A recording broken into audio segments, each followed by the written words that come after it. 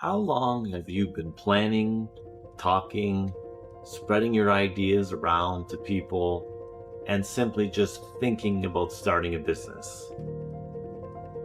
I think I went through the exact same thing before I started my grocery store. And in this 8 to 10 minute video, I think I can help you get over that hump and bring your idea to a real business. It's a very simple process. Stick with me. Thank you, as always, for spending a little time with me in my store, like I've been doing for the last 7 years, and talking business. That's what this is all about. That's what I live, breathe, and do. And I'm here to show you and help you avoid the mistakes I made when I got started as well now. So take that as an example on, how easy it can be to launch certain businesses when you simplify your tasks day by day by day. The year is 2016. I'm going to be harsh with you. Nobody really cares about your ideas. This is the key to this video. I don't want you to fall into that trap. Cliche, but truth. Oh, that's good. And as many of you may know, I started my marketing agency to help small business owners grow. If you'd like to contact me directly, you can go to our website or email me. It's all in the description. But basically how I started that business is I used the minimal next steps from day to day to launch it. And so far we've had a few clients. I'm really happy and thankful for that. But with these small daily tasks, I was able to launch it within a month. We got everything in line, our website, the proper partners I needed to, fulfill this company's needs. And here we are today with a brand new income stream for, to cover this when it's slow. I have that. The year is 2016. I'm young, mid-20s, early 20s. I'm telling everyone my idea about this store and how I'm setting it up, where it's gonna be, and all my vendors and what our concept is. And over time, people like to listen, but at the end of the day, I'm going to be harsh with you. Nobody really cares about your ideas until they're in action, until you execute, because the planning, the thinking, the researching is one thing, and that's the easy part.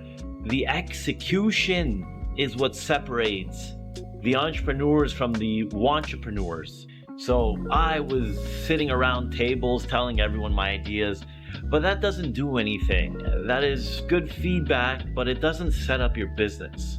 So I needed to figure out, this is the key to this video, the minimal next steps I need to take to get this business going.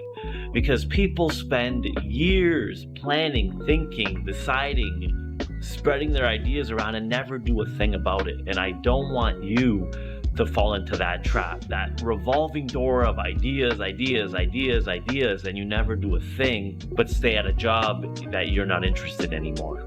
So the minimal next steps you need to start your business. That is the key to this video. So after my ideas were spread around with everybody that would listen, my minimal next steps were to find the funding for this business and to see if anyone would actually fund the business. I had some savings, yes, but my minimal next steps were to simply Google business loans in Ontario. That's where I'm from.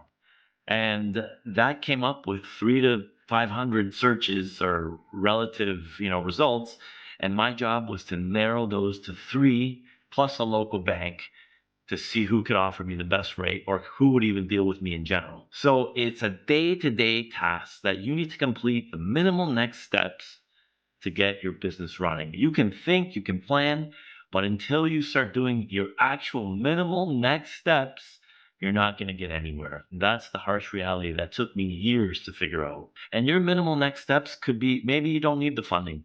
How I am going to start this website. What is my minimal task that I need to do to start a website? Whether it be Shopify, whether it be, hiring a freelancer, you need to figure out those steps that get you to the next steps.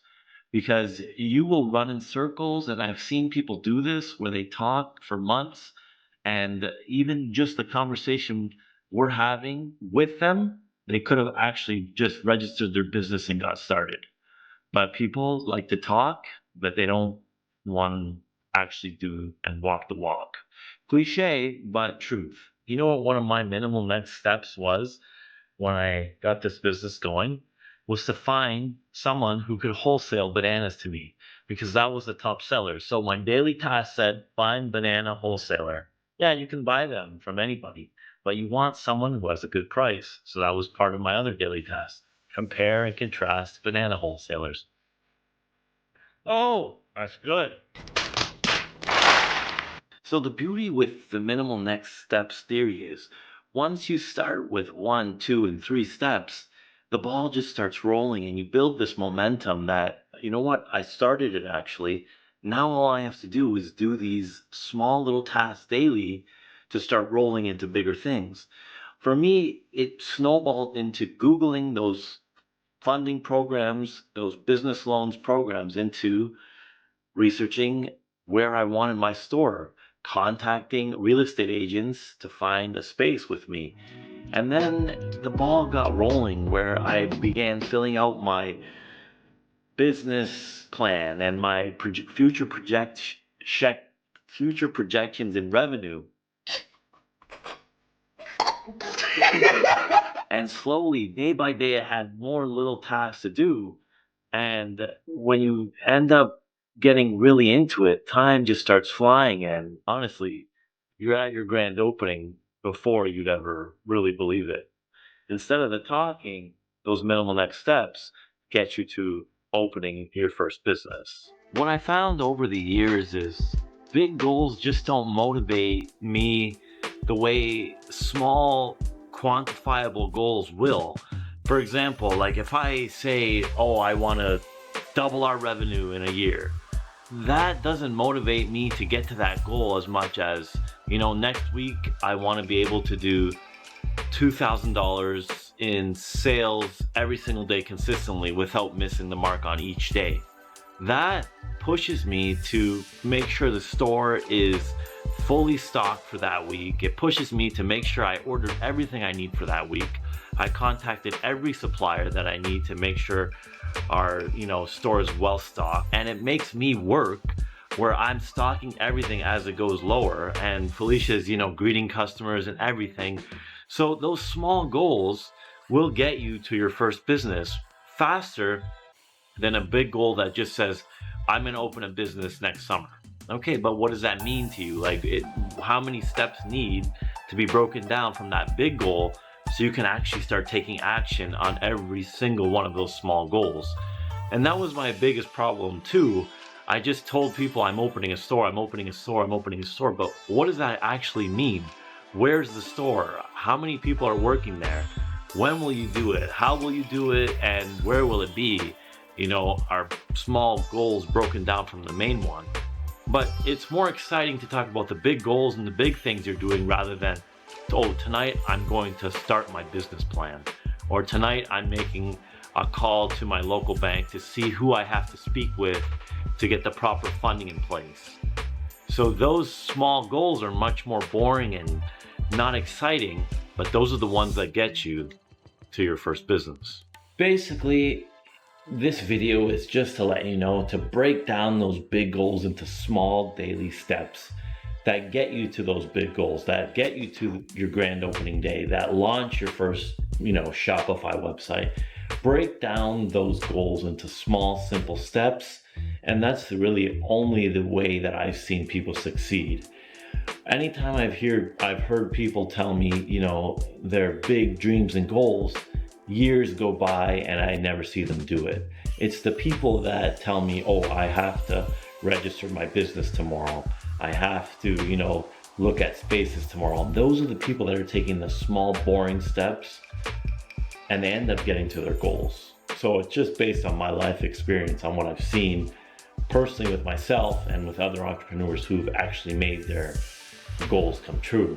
I'm going to end this video with that. I hope these minimal steps are on your future day planner for next week.